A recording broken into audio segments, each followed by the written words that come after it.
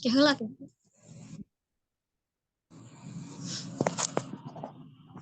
Oke, bismillahirrahmanirrahim. Assalamualaikum warahmatullahi wabarakatuh. Kelompok 2, izin mempresentasikan yang dimana kita akan membahas administrasi pembelajaran matematika berdasarkan teori al atas dalam menghadapi era disrupsi, yang dimana kelompok Kang Ari dengan NIM 195101558 dan dengan saya sendiri Irmayanti dengan NIM 195100082. Oke, baik. Untuk selanjutnya lanjut aja.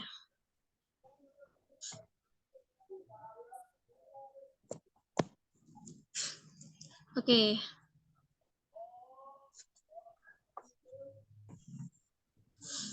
Oke, baik.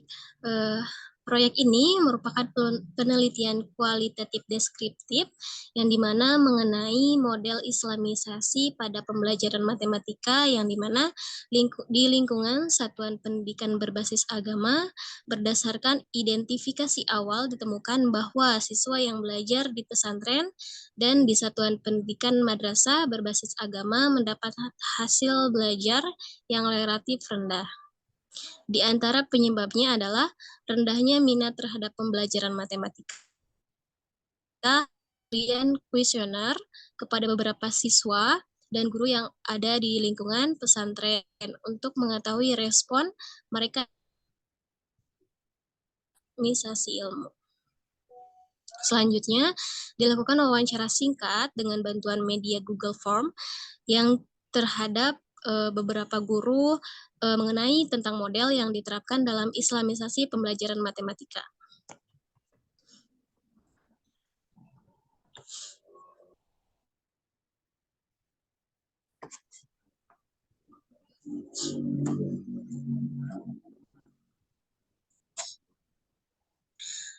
Baik, topik ini dipilih setelah menganalisa sebuah permasalahan tentang pengajaran matematika di satuan pendidikan berbasis agama seperti madrasah dan pondok pesantren.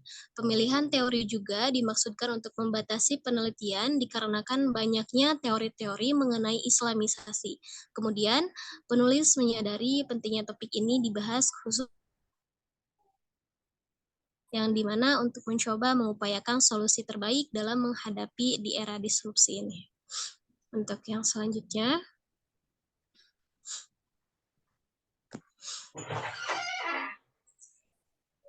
oke, baik. Untuk jenis permasalahan yang pertama ada di satuan pendidikan yang dimana masalah yang diidentifikasi adalah rendahnya minat siswa di pesantren terhadap pembelajaran matematika. Yang dianalisis identifikasi masalahnya yaitu siswa memiliki minat yang rendah terhadap pembelajaran matematika padahal belajar santri tersebut memiliki nilai hasil belajar yang cukup baik dalam pembelajaran agama.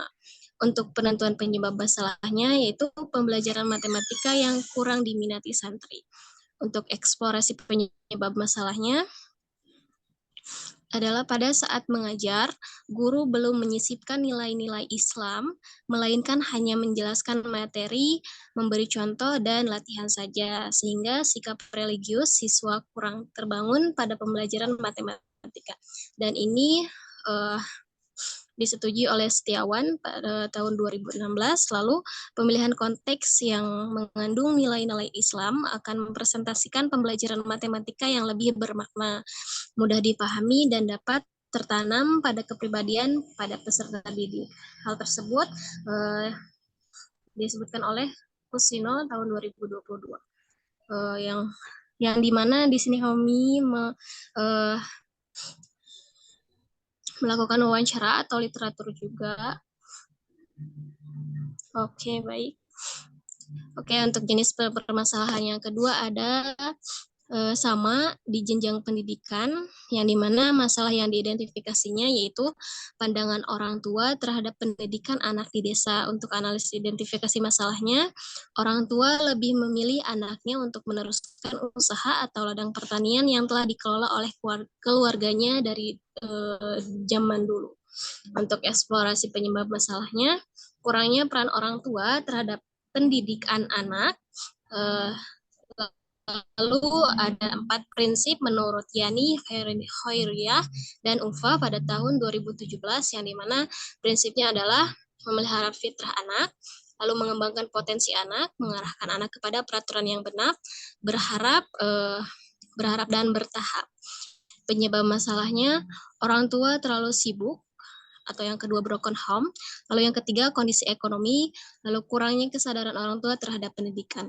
Untuk penyebab masalahnya yaitu orang tua terlalu sibuk dan juga broken home, kondisi ekonomi, kurang kesadaran orang tua terhadap pendidikan.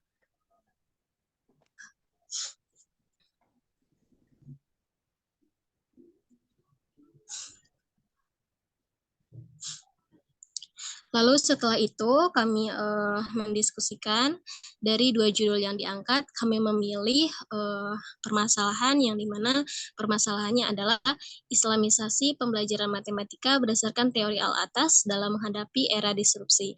Ya, dimana akar penyebab masalah paling krusialnya adalah ada 3 poin, tapi untuk poin yang ketiga lebih menonjol ya, yaitu upaya menyajikan pembelajaran matematika yang lebih bermakna bagi siswa muslim dan menghadapi disrupsi. Baik, yang selanjutnya. Lalu untuk bentuk kegiatan yang kami lakukan, ada 2. Yang pertama adalah pengumpulan respon dan juga wawancara yang dimana sasarannya sama terhadap guru, tentu saja guru matematika di jenjang pendidikan yang berbasis agama. Lalu langkah kegiatannya yaitu pemberian angket serta wawancara yang dilakukan pada tanggal 29 Desember tahun 2022. Terus target yang dicapai yaitu seberapa pentingnya Islamisasi pembelajaran matematika di era disrupsi, lalu solusi dan pendapat mengenai disrupsi dan Islamisasi. Untuk rencana aksinya yaitu ada instrumen yang dimana ada wawancara serta angket yang akan kami bagikan ke setiap guru dan ada juga ke siswa seperti itu. Oke, baik. Dan ini adalah bukti pelaksanaan telah melakukan kuesioner serta angket yang telah diberikan terhadap guru dan juga peserta didik.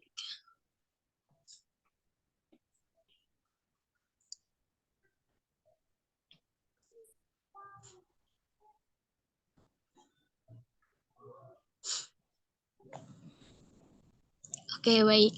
Nah, untuk hasil aksinya yang pertama ada kuesioner, yaitu terdapat 75% menyatakan setuju bahwa hasil matematika siswa madrasah atau santri masih terbilang rendah. Lalu untuk wawancara, berdasarkan wawancara kepada guru matematika, terdapat bahwa pembelajaran matematika dapat memenuhi kompetensi pembelajaran sepanjang hayat dengan pembelajaran realistik. Dan itu adalah hasil aksinya dari 2 indikator. Yang pertama ada kuesioner dan wawancara. Lalu untuk yang selanjutnya,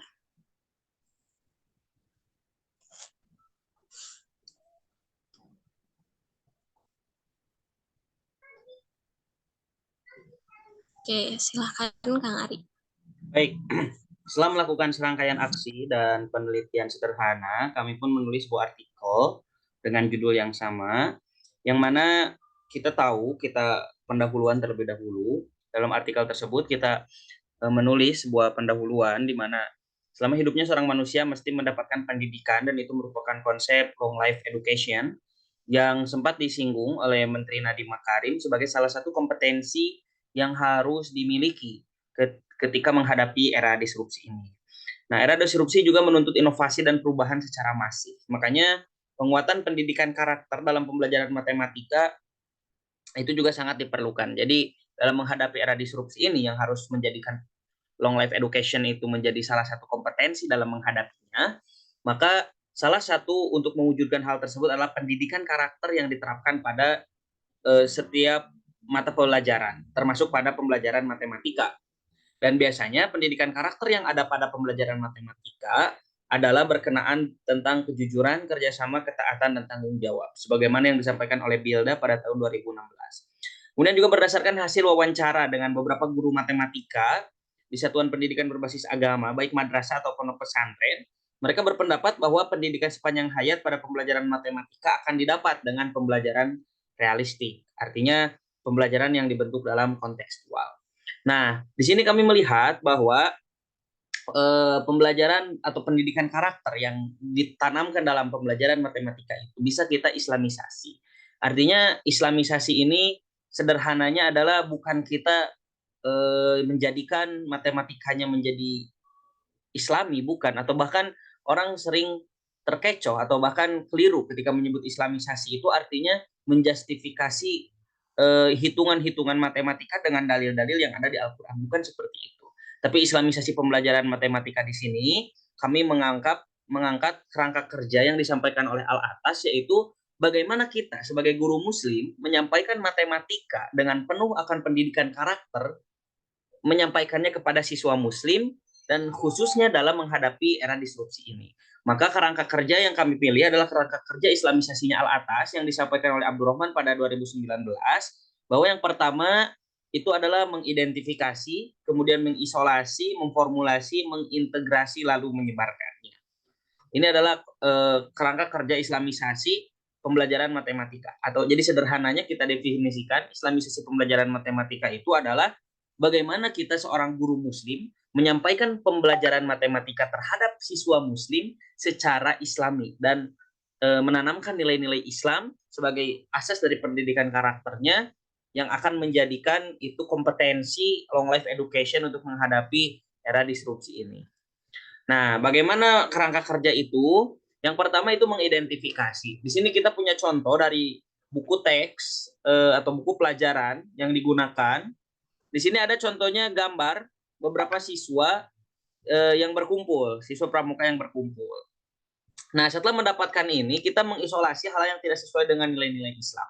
Bagi seorang Muslim di sini ada hal yang kurang sesuai, yaitu ada seorang siswa perempuan yang tidak menggunakan kerudung, kemudian juga mereka bergaul secara berdekatan seperti itu, dan itu pun tidak sesuai dengan nilai-nilai ajaran Islam. Maka baiknya hal seperti ini tidak diperlihatkan kepada siswa Muslim. Bahkan kalau bisa kita sampaikan bahwa hal seperti ini tuh tidak bagus dalam Islam. Pergaulan antara laki-laki perempuan yang seperti ini tuh adalah tidak sesuai dengan nilai-nilai Islam. Artinya setelah kita mengidentifikasi ada hal yang tidak sesuai dengan nilai Islam, kita isolasi. Jangan sampai hal ini sampai kepada si peserta didik. Kemudian kita memformulasi. Tahapan selanjutnya ialah memformulasi nilai-nilai Islam yang sekiranya nantinya dapat dimuat dalam pembelajaran. Ketika kita melihat ada sekelompok siswa yang berkumpul ini, alangkah baiknya kita cari gambar lain yang semisal, namun gambarnya itu lebih sesuai dengan nilai Islam. Sederhananya seperti itu. Kemudian selanjutnya mengintegrasi, di mana kita masukkan hal-hal yang sudah kita formulasikan tadi kepada pembelajaran, dan terakhir adalah menyebarkan hingga mengembangkannya pada ranah yang lebih luas, yaitu kurikulum. Pada hal yang lebih sederhana lagi, misalkan dalam aritmatika sosial kita bisa identifikasi atau kita bisa menemukan contoh-contoh hitungan persen dalam masalah bunga bank. Kalau kita identifikasi hal itu tidak sesuai dengan ajaran Islam dan mesti kita isolasi. Kita formulasi contoh lain, jangan pakai bunga bank misal, tapi kita pakai perhitungan persenan dalam zakat. Nah, itu bisa kita integrasikan kemudian, lalu kita sebarkan dan kita kembangkan lebih luas lagi dalam sebuah kurikulum. Itu hal yang kita teliti pada permasalahan ini. Nah, makanya dari kesimpulannya diperoleh kerangka kerja islamisasi berdasarkan teori Al-Atas. Itu yang pertama mengidentifikasi hal-hal yang tidak sesuai dengan nilai Islam. Kedua mengisolasinya. Tiga memformulasi konsep Islam baru untuk menggantikan nilai-nilai yang tidak sesuai sebelumnya serta melengkapi hal yang belum sesuainya. Lalu mengintegrasikan kepada materi pembelajaran dan terakhir menyebarkan dan mengembangkan kurikulum yang berbasis islamisasi. Hadirin sekalian, mungkin itu saja yang bisa kami sampaikan. Sangat banyak kekurangan dari kami dan semoga ini bisa terus dikembangkan untuk kemajuan umat dan bangsa ini. Sebagaimana kita tahu bahwa pendidikan di Indonesia ini adalah muaranya itu adalah keimanan kepada Tuhan Yang Maha Esa. Artinya kita sebagai seorang Muslim mendapatkan pendidikan di negara ini pun harus menjurus kepada yang namanya tauhid, menjurus kepada yang namanya ketakwaan kepada Tuhan Yang Maha Esa. Maka dengan adanya islamisasi pembelajaran ini, kita muat nilai-nilai Islam pada pembelajaran matematika sehingga mewujudkan cita-cita dan harapan dari tujuan pendidikan yang ada di Indonesia ini, khususnya dalam menghadapi era disrupsi. Sekian yang dari kami. Subhanakallahumma bihamdika asyhadu an la ilaha illa anta astaghfiruka wa atubu ilaik. Assalamualaikum warahmatullahi wabarakatuh.